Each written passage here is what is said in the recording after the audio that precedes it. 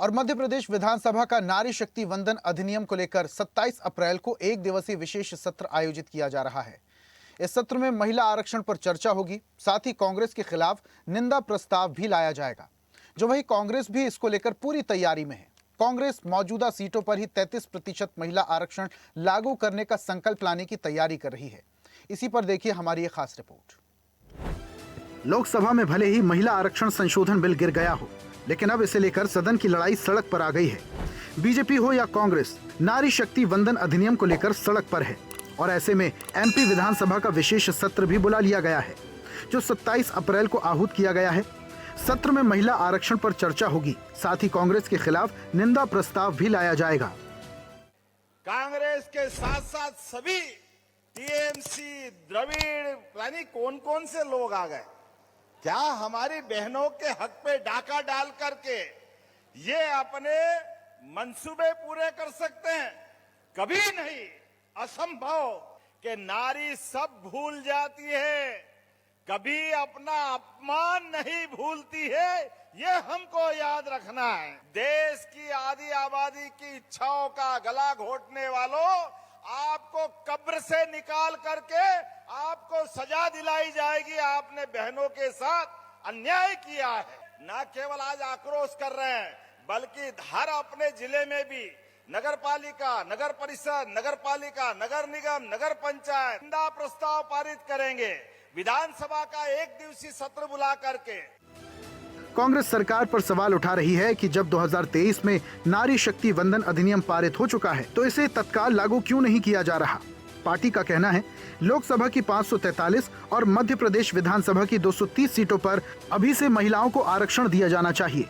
कांग्रेस का आरोप है सरकार इस कानून को 2011 की जनगणना के आधार पर होने वाले परिसीमन से जोड़कर लागू करना चाहती है, जिससे इसमें अनावश्यक देरी हो रही है। नीतिगत निर्णय के साथ सोनिया जी ने आज से 23 साल पहले उसको लेकर देश की संसद में पहल की। वो बिल लेके आए थे, कांग्रेस पार्टी लेके आई थी। देश का ध्यान भटकाना है तो जो 2023 में महिला आरक्षण बिल आया, उसी पर देश को गुमराह करना है। कांग्रेस पार्टी मांग करती है कि देश की संसद में आज जितनी सीटें हैं लोकसभा की और राज्यसभा की, उसमें आज के आधार पर ही महिला आरक्षण आए। कांग्रेस पार्टी भारतीय जनता पार्टी के साथ देना चाहती है, पहले भी दिया है। भारतीय जनता पार्टी की ये देश को गुमराह करने की नीति है, धीरे धीरे देश को तबाह कर रही है। कांग्रेस पार्टी देश की भावनाओं की पार्टी है, आप लोगों की लड़ाई लड़ रही है, आप लोगों की लड़ाई लड़ना चाहती है। मोदी फेल हो गए, बीजेपी फेल हो गई है। वहीं बीजेपी कांग्रेस के आरोपों पर पलटवार कर रही है। पार्टी का कहना है जिस कांग्रेस में लंबे समय तक नेतृत्व महिलाओं के हाथ में रहा, चाहे इंदिरा गांधी हो, सोनिया गांधी हो या प्रियंका गांधी, वही पार्टी अब इस अधिनियम का विरोध कर रही है। बीजेपी का तर्क है कि अगर कांग्रेस की मंशा पहले से महिलाओं को सभी स्तर पर आरक्षण देने की थी, तो उसने अपने शासनकाल में इसे लोकसभा और विधानसभा में लागू क्यों नहीं किया। बरसों बरस से ये जो अटके हुए बिल थे उनको रोका। 50 साल की रोक लगाई इंदिरा गांधी जी के समय में। आज उस रोक को हटा करके जब परिसीमन हो रहा है तो परिसीमन को स्वीकार कीजिए। 33% बहनों के लिए आरक्षण हो रहा है तो उसके लिए आपको खुशी से स्वीकार करना चाहिए। पर आपका ये चेहरा उजागर हो गया है कि आप महिला विरोधी हैं। गौरतलब है कि मध्य प्रदेश में त्रिस्तरीय पंचायत व्यवस्था में कुल 3,95,552 जनप्रतिनिधि हैं, जिनमें से 2,09,041 महिलाएं हैं। इनमें पंच, सरपंच, जनपद और जिला पंचायत सदस्य और अध्यक्ष शामिल हैं। वहीं शहरी निकायों की बात करें तो राज्य के 16 नगर निगमों में से 8 में महिला महापौर हैं।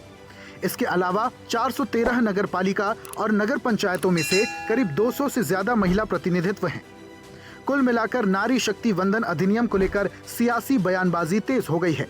अब देखना होगा इस विशेष सत्र में चर्चा के दौरान कोई ठोस दिशा निकलती है या फिर ये मुद्दा सिर्फ राजनीतिक आरोप प्रत्यारोप तक ही सीमित रह जाता है। कैमरामैन रणवीर बघेल के साथ आकाश सेन की रिपोर्ट। और ऐसी ही ताजा खबरों के लिए लाइक, फॉलो और यूट्यूब पर सब्सक्राइब कर बेल आइकन जरूर दबाइए और हर अपडेट के लिए विजिट कीजिए स्वदेशलाइव.com।